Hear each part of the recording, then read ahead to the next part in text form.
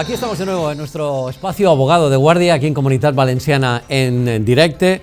En el pasado programa estuvimos hablando de cómo funcionaba el convenio regulador, qué es y cómo funcionaba y qué es lo que regulaba en un proceso de divorcio, su importancia.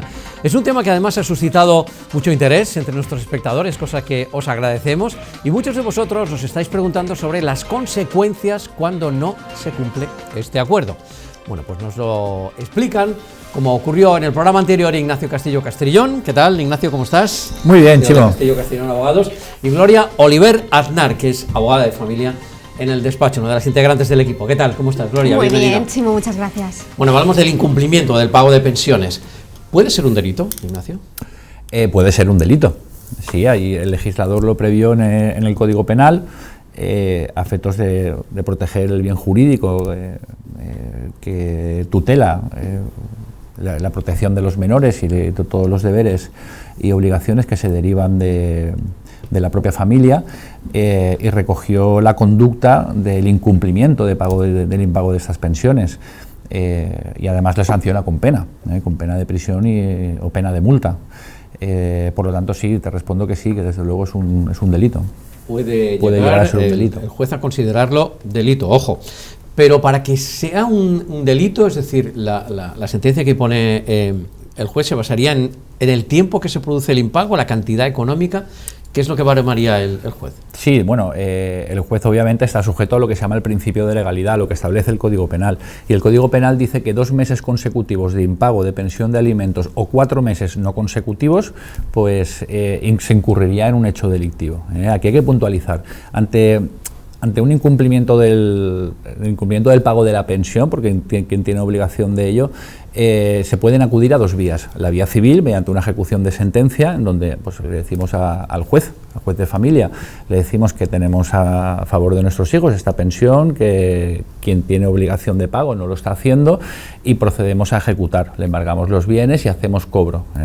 Pero también podemos acudir a la vía penal. La vía penal es más dura que la vía civil. Entonces, siempre y cuando tengamos esos 2 meses consecutivos o 4 meses no consecutivos, podemos interponer una denuncia o una querella comunicando al juez la posible comisión de un hecho delictivo para que el juez proceda a investigar. Y en esa investigación, al final se abrirá o no juicio oral, y en esa sentencia pues le puede imponer al que incumple esa obligación de pago de la pensión de alimentos, pues se le puede imponer una pena. ¿Una pena de prisión? Sí, el Código Penal regula como sanción de esta conducta quien incumpla el pago de la pensión de alimentos 2 meses consecutivos o 4 meses no consecutivos, le lleva aparejada una sanción, y esa sanción es pena de prisión de 3 a 12 meses o multa de 6 a 24. Bueno, pues vemos en efecto que Ignacio nos explica que puede llegar el juez a considerarlo un delito y que puede acarrear, como vemos además, pena de prisión. ¿Y qué ocurre, Gloria, si las circunstancias económicas han cambiado muy a menos? Situación de la persona obligada al pago está en una situación complicada. ¿Puede alegarlo? Es decir, si no se puede cumplir el convenio, ¿qué tendría que hacer? Claro, lo recomendable en ese caso es que si han variado sustancialmente sus circunstancias económicas, se plantee una modificación de medida para ajustar los términos económicos que tiene establecido en el convenio o en la sentencia. Entonces, hay que pensar que un convenio siempre tiene que ser algo que se pueda cumplir. Entonces, cuando hay un inconveniente en cuanto a la cuantía de la pensión de alimentos, hay que ajustarlo a la realidad otra vez. Entonces, tenemos que plantear una modificación de medidas que, un poco al hilo de lo que comentábamos, lo ideal sería que, sobrevenidas esas nuevas circunstancias, podamos ajustar ese convenio o esa sentencia de mutuo acuerdo, con un consenso con la otra parte. Pero cuando esto no es posible, tendremos que solicitar o hacer la reclamación al juzgado para que nos ajuste la sentencia. Me pregunto entonces, Gloria, esa modificación de medidas si tarda mucho en el tiempo. Estoy imaginándome una persona que queda en el paro. La situación de la crisis de la pandemia ha afectado a muchas personas, muchos trabajadores y trabajadoras. La situación de las empresas ha devenido en algunas ocasiones a situaciones de hoy para mañana quedarte sin el trabajo o con una situación económica muy mermada. La modificación de medidas, si tarda, ¿qué se hace en ese tiempo? Claro.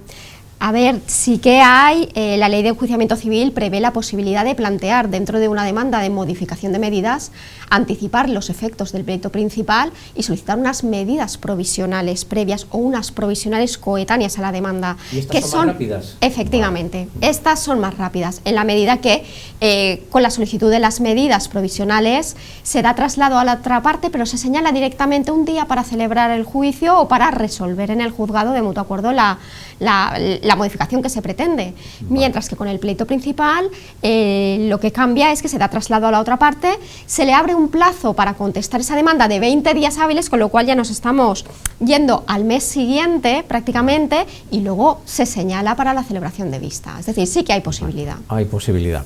Bueno, digamos que habría esas medidas rápidas para, de momento, por lo menos poner un pausa.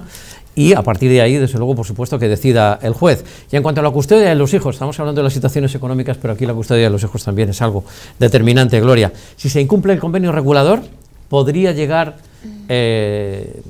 digamos, esa persona a perder la custodia de sus hijos, los derechos sobre la custodia de los hijos? Mira, no es una cuestión automática, es decir, son medidas que no operan automáticamente, pero sí se deja a criterio y a la potestad judicial esa posibilidad.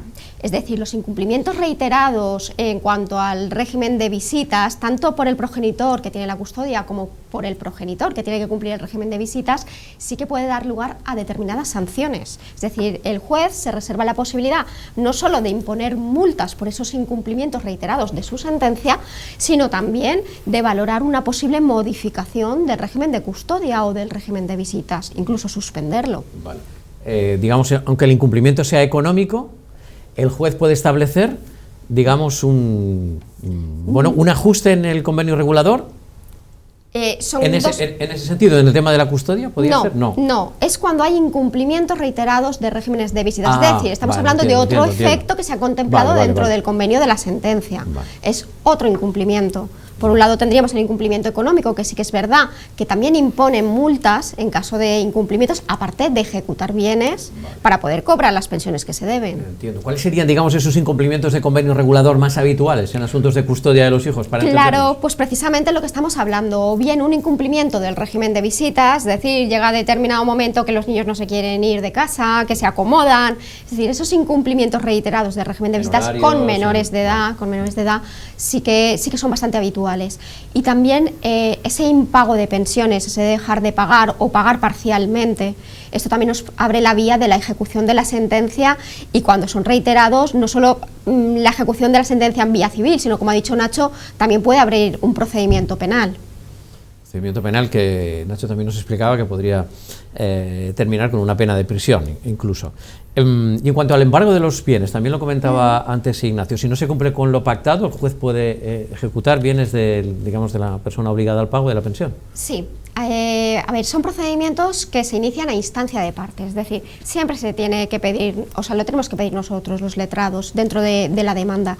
Nosotros lo que pedimos es que se cumpla la sentencia, valorar económicamente lo que se debe y solicitar del juzgado que haga una investigación patrimonial, es decir, el juzgado dispone del punto neutro judicial donde estamos fichados absolutamente todos.